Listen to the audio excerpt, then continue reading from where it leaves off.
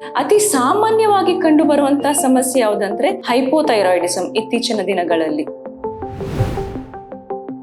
ಒಂದು ಕಾಲದಲ್ಲಿ ಇದು ಸ್ತ್ರೀಯರಲ್ಲಿ ಹೆಚ್ಚಾಗಿ ಕಂಡು ಬರ್ತಾ ಇತ್ತು, ಆದರೆ ಇತ್ತೀಚೆಗೆ ಪುರುಷರಲ್ಲೂ ಸಹ ಇದು ಹೆಚ್ಚೆಚ್ಚಿಗೆ ಕಾಣಸಿಗುತ್ತದೆ. ಈ ಹೈಪೋಥೈರಾಯ್ಡಿಸಮ್ ಅಲ್ಲಿ ಪ್ರಮುಖ ಸಮಸ್ಯೆ ಏನಂದ್ರೆ ವೆಯ್ಟ್ ಗೇನ್. ಪರ್ಟಿಕ್ಯುಲರ್ಲಿ ಹೈಪೋಥೈರಾಯ್ಡಿಸಮ್ ಅಲ್ಲಿ ಕೆಲವು ಫ್ರೂಟ್ಸ್ ಅನ್ನ ಅವಾಯ್ಡ್ ಮಾಡಬೇಕು, ಕೆಲವು ವೆಜಿಟೇಬಲ್ಸ್ ಅನ್ನ ಅವಾಯ್ಡ್ ಮಾಡಬೇಕು. ಅದು ಯಾವುದು ಅಂದ್ರೆ ಫಿಶ್ ಥೈರಾಯ್ಡ್ ಪ್ರಾಬ್ಲಮ್ಸ್ಗೆ ತುಂಬಾ ಒಳ್ಳೆಯದು. ಈ ಟ್ರೀಟ್ಮೆಂಟ್ ಇಂದಾಗಿ ಥೈರಾಯ್ಡ್ ಗ್ರಂಥಿ ಏನಿದೆ ಒಂದು ಹಂತಕ್ಕೆ ತಲುಪುವಾಗ ಪೂರ್ತಿಯಾಗಿ ನಿಲ್ಲುವಂತ ಸಂಭವ ಕೂಡ ಇದೆ.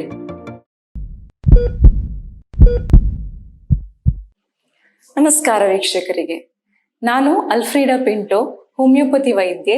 ಇವತ್ತಿನ ಈ ಸಂಚಿಕೆಯಲ್ಲಿ ನಾವು ಥೈರಾಯ್ಡ್ ಸಮಸ್ಯೆಗಳಿಗೆ ಆಹಾರ ಕ್ರಮ ಹಾಗೂ ಹೋಮಿಯೋಪತಿ ಚಿಕಿತ್ಸೆ ಇದರ ಬಗ್ಗೆ ಕೆಲವು ವಿಷಯಗಳನ್ನು ತಿಳ್ಕೊಳ್ಳೋಣ. ಥೈರಾಯ್ಡ್ ಸಮಸ್ಯೆಗಳ ಯಾವುದೇ ವಿಷಯವಾಗಿ ನಾವು ಮಾತಾಡಬೇಕಾದ್ರೆ ಯಾವ ಸಮಸ್ಯೆ ಬಗ್ಗೆ ನಾವು ಮಾತಾಡ್ತೇವೆ ಅನ್ನೋದು ಮುಖ್ಯ. ಏಕೆಂದ್ರೆ ಥೈರಾಯ್ಡ್ ಅನ್ನೋದು ಆಗಿಂದಾಗೆ ಒಂದು ಸಮಸ್ಯೆ ಅಲ್ಲ. ಥೈರಾಯ್ಡ್ ಅನ್ನೋದು ನಮ್ಮ ದೇಹದಲ್ಲಿರುವಂತಹ ಒಂದು ಗ್ರಂಥಿ ಅಥವಾ ಗ್ಲ್ಯಾಂಡ್. ಅದು ಕೆಲವು ಹಾರ್ಮೋನ್ಸ್ಗಳನ್ನ ಉತ್ಪತ್ತಿ ಮಾಡ್ತದೆ. ಈ ಹಾರ್ಮೋನ್ಸ್ಗಳು ನಮ್ಮ ದೇಹದ ವಿವಿಧ ಕ್ರಿಯೆಗಳಿಗೆ ಅತಿ ಅವಶ್ಯಕವಾಗಿವೆ. ಈ ಥೈರಾಯ್ಡ್ ಗ್ಲ್ಯಾಂಡ್ ಅಲ್ಲಿ ಸಮಸ್ಯೆ ಬರುವಂಥದ್ದು ಯಾವುದು ಅಂದ್ರೆ, ಈ ಹಾರ್ಮೋನ್ಸ್ಗಳು ಹೆಚ್ಚಿಗೆ ಉತ್ಪತ್ತಿ ಆಗುವಾಗ ಅದು ಹೈಪರ್ ಥೈರಾಯ್ಡಿಸಮ್ ಅಂತ ಹೇಳ್ತೇವೆ, ಅಥವಾ ಈ ಹಾರ್ಮೋನ್ಗಳು ಕಡಿಮೆ ಉತ್ಪತ್ತಿ ಆದಲ್ಲಿ ಅದನ್ನ ಹೈಪೋಥೈರಾಯ್ಡಿಸಮ್ ಅಂತ ಹೇಳ್ತೇವೆ. ಇದು ಎರಡು ಸಮಸ್ಯೆಗಳು. ಇನ್ನೊಂದು ಸಮಸ್ಯೆ ಏನಂದ್ರೆ ಗಾಯ್ಟರ್ ಅಥವಾ ಥೈರಾಯ್ಡ್ ಗ್ರಂಥಿ ದಪ್ಪಗಾಗುವುದು ಇನ್ನೊಂದು ಸಮಸ್ಯೆ, ಅಥವಾ ಥೈರಾಯ್ಡ್ ನ ಕ್ಯಾನ್ಸರ್ ಆಗ್ಬೋದು. ಇದು ಸ್ವಲ್ಪ ರೇರ್ ಕಂಡೀಷನ್ಸ್ ಅಂತ ಹೇಳ್ಬೋದು. ಅತಿ ಸಾಮಾನ್ಯವಾಗಿ ಕಂಡು ಬರುವಂತಹ ಸಮಸ್ಯೆ ಯಾವುದಂದ್ರೆ ಹೈಪೋಥೈರಾಯ್ಡಿಸಮ್. ಇತ್ತೀಚಿನ ದಿನಗಳಲ್ಲಿ ಒಂದು ಕಾಲದಲ್ಲಿ ಇದು ಸ್ತ್ರೀಯರಲ್ಲಿ ಹೆಚ್ಚಾಗಿ ಕಂಡು ಬರ್ತಾ ಇತ್ತು, ಆದ್ರೆ ಇತ್ತೀಚೆಗೆ ಪುರುಷರಲ್ಲೂ ಸಹ ಇದು ಹೆಚ್ಚೆಚ್ಚಿಗೆ ಕಾಣಸಿಗುತ್ತದೆ. ಸೊ ಇವತ್ತು ನಾವು ಹೈಪೋಥೈರಾಯ್ಡಿಸಮ್ಗೆ ಆಹಾರ ಕ್ರಮ ಎಂತಹದು ಅನ್ನೋದರ ಬಗ್ಗೆ ಮಾತಾಡೋಣ. ಈ ಹೈಪೋಥೈರಾಯ್ಡಿಸಮ್ ಅಲ್ಲಿ ಪ್ರಮುಖ ಸಮಸ್ಯೆ ಏನಂದ್ರೆ ವೆಯ್ಟ್ ಗೇನ್ ಅಥವಾ ದೇಹ ತೂಕ ಹೆಚ್ಚಾಗುವಂಥದ್ದು. ಸೊ ಆಬ್ವಿಯಸ್ಲಿ ವೆಯ್ಟ್ ಗೇನ್ಗೆ ಯಾವುದೆಲ್ಲ ಆಹಾರ ಒಳ್ಳೆಯದು ಅಂದ್ರೆ ವೆಯ್ಟ್ ಕಡಿಮೆ ಮಾಡ್ಲಿಕ್ಕೆ ಯಾವುದು ಆಹಾರ ಒಳ್ಳೆಯದು ಅದನ್ನ ಪಾಲಿಸುವುದು ಉತ್ತಮ.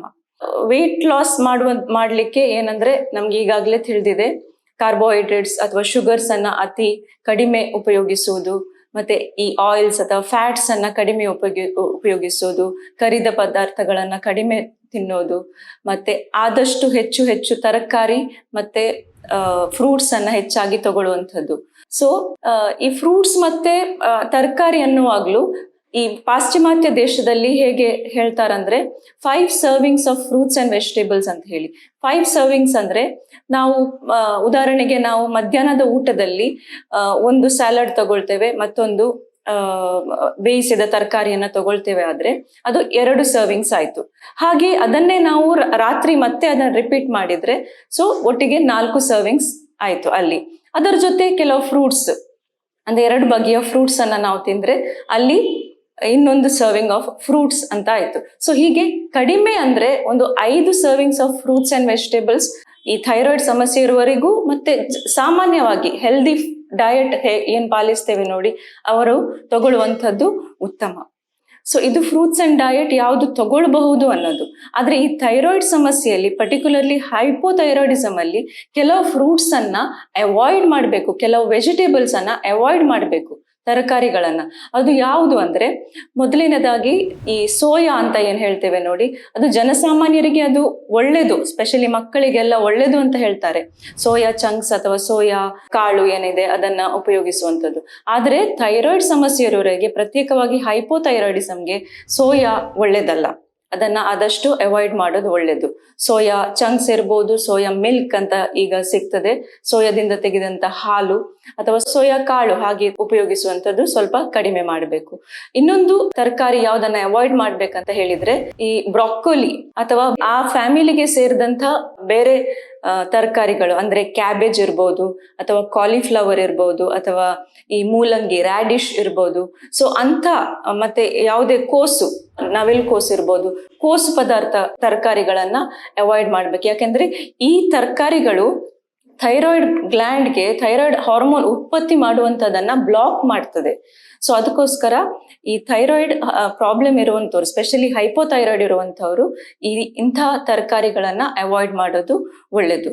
ಸೊ ಇದರ ಜೊತೆ ಈ ಕೆಲವು ನಟ್ಸ್ ಅನ್ನ ಹೆಚ್ಚಿಗೆ ತಗೊಳ್ಬೇಕಾಗ್ತದೆ. ಸ್ಪೆಷಲಿ ಪಂಪ್ಕಿನ್ ಸೀಡ್ಸ್ ಅಥವಾ ಕುಂಬಳಕಾಯಿ ಬೀಜ ಏನಿದೆ ಅದು, ಮತ್ತೆ ಈ ಚಿಯಾ ಸೀಡ್ಸ್, ಚಿಯಾ ಬೀಜಗಳೇನು ಹೇಳ್ತೇವೆ, ಅದು ಥೈರಾಯ್ಡ್ ಫಂಕ್ಷನಿಂಗ್ಗೆ ಒಳ್ಳೇದು. ಥೈರಾಯ್ಡ್ ಹಾರ್ಮೋನ್ಸ್ ಇದರಲ್ಲಿ ಒಳ್ಳೆ ಉತ್ಪತ್ತಿ ಆಗ್ತದೆ ಅದನ್ನು ತಗೊಂಡ್ರೆ ಅಂತ ಹೇಳುವಂಥದ್ದು. ಮತ್ತೆ ನಾನ್ ವೆಜಿಟೇರಿಯನ್ಸ್ ಆದ್ರೆ ಅದು ವೆಯ್ಟ್ ಲಾಸ್ಗೆ ಸಂಬಂಧಪಟ್ಟ ಡಯಟ್ ಅನ್ನ ಪಾಲಿಸ್ಬೇಕು. ಅಂದ್ರೆ ರೆಡ್ ಮೀಟ್ಗಿಂತ ವೈಟ್ ಮೀಟ್ ಅಂದ್ರೆ ಚಿಕನ್ ಇರ್ಬೋದು ಅಥವಾ ಫಿಶ್ ಥೈರಾಯ್ಡ್ ಪ್ರಾಬ್ಲಮ್ಸ್ಗೆ ತುಂಬಾ ಒಳ್ಳೇದು. ಸ್ಪೆಷಲಿ ಸಮುದ್ರದ ಮೀನು, ಅದರಲ್ಲಿ ಹೇರಳವಾಗಿ ಸೋಡಿಯಂ ಮತ್ತೆ ಅಯೋಡಿನ್ ಇರ್ತದೆ. ಸೊ ಅಯೋಡಿನ್, ಥೈರಾಯ್ಡ್ ಹಾರ್ಮೋನ್ಸ್ ಉತ್ಪತ್ತಿ ಆಗ್ಲಿಕ್ಕೆ ಅಯೋಡಿನ್ ಅತ್ಯವಶ್ಯಕ. ಸೊ ಅಯೋಡಿನ್ ತಗೊಳ್ಳುವಂಥದ್ದು, ಆದ್ರೆ ಎಲ್ಲವೂ ಮಿತಿಯಲ್ಲಿ ಇರಬೇಕು, ತುಂಬಾ ಜಾಸ್ತಿನೂ ತಗೊಳ್ಬಾರ್ದು. ಮಿತಿಯಲ್ಲಿ ನಾವು ಮೊದಲಿಂದಲೇ ಹೇಗೆ ನಾವು ಅಯೋಡಿನ್ ಯುಕ್ತ ಉಪ್ಪನ್ನು ಉಪಯೋಗಿಸ್ತೇವೆ ಅದು ನಮ್ಗೆ ಸಾಕಾಗ್ತದೆ. ಸೊ ಫಿಶ್ ಅನ್ನು ತಗೊಳ್ಬಹುದು ನಾನ್ ವೆಜಿಟೇರಿಯನ್ಸ್. ಎಗ್, ಮೊಟ್ಟೆಯನ್ನು ಸಹ ತಗೊಳ್ಬಹುದು. ಅದರಲ್ಲಿ ಸಹ ನ್ಯಾಚುರಲ್ ಆಗಿ ಕೆಲವು ಮಿನರಲ್ಸ್ ಇರುತ್ತೆ, ಅವಶ್ಯಕ ಇರುವಂತಹ ಕೆಲವು ಮಿನರಲ್ಸ್ ಆ ಮೊಟ್ಟೆಯಲ್ಲಿ ಇದೆ. ಸೊ ಆ ಮೊಟ್ಟೆಯನ್ನು ಸಹ ಉಪಯೋಗಿಸಬಹುದು ನಾನ್ ವೆಜಿಟೇರಿಯನ್ಸ್ ಆದವರು. ಮತ್ತೆ ಡ್ರೈ ಫ್ರೂಟ್ಸ್ ಅಲ್ಲಿ ನಾನು ಈಗಾಗಲೇ ಹೇಳಿದೆ, ಪಂಪ್ಕಿನ್ ಸೀಡ್ಸ್ ಹೆಚ್ಚಾಗಿ ತಗೊಳ್ಬಹುದು, ಚಿಯಾ ಸೀಡ್ಸ್ ತಗೊಳ್ಬಹುದು, ಕ್ಯಾಶ್ಯೂ ನಟ್ಸ್, ಗೇರು ಬೀಜ ತಗೊಳ್ಬಹುದು, ಬಾದಾಮಿಯನ್ನ ತಗೊಳ್ಬಹುದು.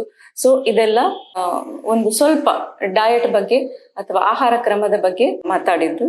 ಈಗ ನಾವು ಥೈರಾಯ್ಡ್ ಸಮಸ್ಯೆಗೆ ಚಿಕಿತ್ಸೆ, ಇದರ ಬಗ್ಗೆ ಸ್ವಲ್ಪ ಮಾತಾಡುವ. ಸ್ಪೆಷಲಿ ಹೋಮಿಯೋಪತಿ ಚಿಕಿತ್ಸೆ. ಥೈರಾಯ್ಡ್ ಸಮಸ್ಯೆಗೆ ಅನ್ಯ ಚಿಕಿತ್ಸಾ ಪದ್ಧತಿಯಲ್ಲಿ ಏನ್ ಟ್ರೀಟ್ಮೆಂಟ್ ಅಂದ್ರೆ, ಥೈರಾಯ್ಡ್ ಹಾರ್ಮೋನ್ ಕಡಿಮೆ ಆಗ್ತದೆ ಹೈಪೋಥೈರಾಯ್ಡಿಸಮ್ ಅಲ್ಲಿ.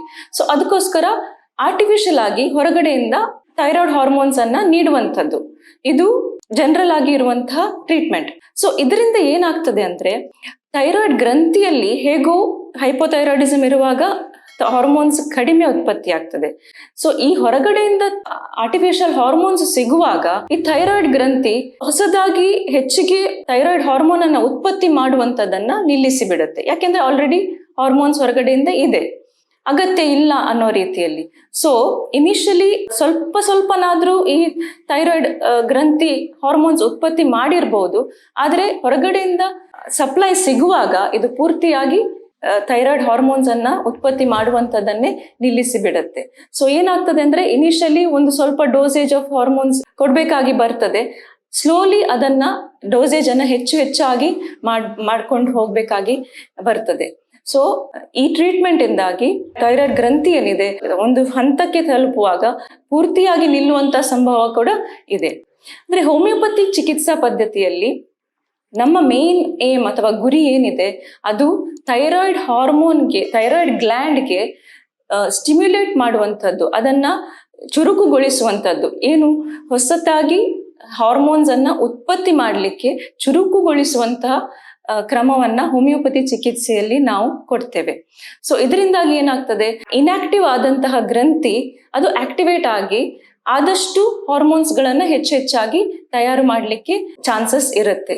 ಸೊ ಅದಕ್ಕೋಸ್ಕರ ಹೋಮಿಯೋಪತಿ ಚಿಕಿತ್ಸೆಯಲ್ಲಿ ನಾನು ಈಗಾಗಲೇ ಬೇರೆ ವಿಡಿಯೋಸ್ ಅಲ್ಲಿ ಸಹ ಹೇಳಿದಾಗೆ, ಇಟ್ ಇಸ್ ನಾಟ್ ಓರಿಯೆಂಟೆಡ್, ಇದು ರಿಸಲ್ಟ್ ಮೇಲೆ ಟ್ರೀಟ್ಮೆಂಟ್ ಕೊಡೋದಲ್ಲ, ಈ ರೂಟ್ ಕಾಸ್ ಅನ್ನ ಟ್ರೀಟ್ ಮಾಡೋದು. ಇದರಲ್ಲಿ ರೂಟ್ ಕಾಸ್, ಹೈಪೋಥೈರಾಯ್ಡಿಸಮ್ ಅಲ್ಲಿ ರೂಟ್ ಕಾಸ್ ಏನಿದೆ, ಥೈರಾಯ್ಡ್ ಗ್ಲ್ಯಾಂಡ್ ಸರಿಯಾಗಿ ಹಾರ್ಮೋನ್ ಅನ್ನ ಉತ್ಪತ್ತಿ ಮಾಡುವುದಿಲ್ಲ. ಸೊ ಅದಕ್ಕೆ ನಾವು ಥೈರಾಯ್ಡ್ ಗ್ರಂಥಿಗೆ ಸ್ಟಿಮ್ಯುಲೇಟ್ ಮಾಡಿ ಅದರ ಕ್ರಿಯೆಯನ್ನ ಹೆಚ್ಚಿಸಲಿಕ್ಕೆ ನಾವು ಪ್ರಯತ್ನ ಪಡ್ತೇವೆ. ಸೊ ಇದು ಚಿಕಿತ್ಸೆ ಮಾತ್ರವಲ್ಲದೆ, ಇದಕ್ಕೆ ಇವನ್ ಲೈಫ್ ಸ್ಟೈಲ್ ಚೇಂಜಸ್, ಜೀವನ ಶೈಲಿಯಲ್ಲಿ ಸಹ ಬದಲಾವಣೆಗಳು ಮಾಡಬೇಕು. ಮತ್ತೆ ಈಗಾಗಲೇ ನಾವು ಮಾತಾಡಿದಾಗೆ ಆಹಾರ ಕ್ರಮದಲ್ಲೂ ಕೂಡ ನಾವು ಒಂದು ಬ್ಯಾಲೆನ್ಸ್ಡ್ ಡಯಟ್ ಅನ್ನ ನಾವು ಮೇಂಟೈನ್ ಮಾಡಬೇಕಾಗ್ತದೆ. ಸೊ ಈ ಮೂರನ್ನು ಸೇರಿಸಿದ್ರೆ ಥೈರಾಯ್ಡ್ ಸಮಸ್ಯೆಯನ್ನ ಸುಲಭವಾಗಿ ನಾವು ಎದುರಿಸಬಹುದು ಅನ್ನೋದು ನನ್ನ ಅನಿಸಿಕೆ. ಧನ್ಯವಾದಗಳು.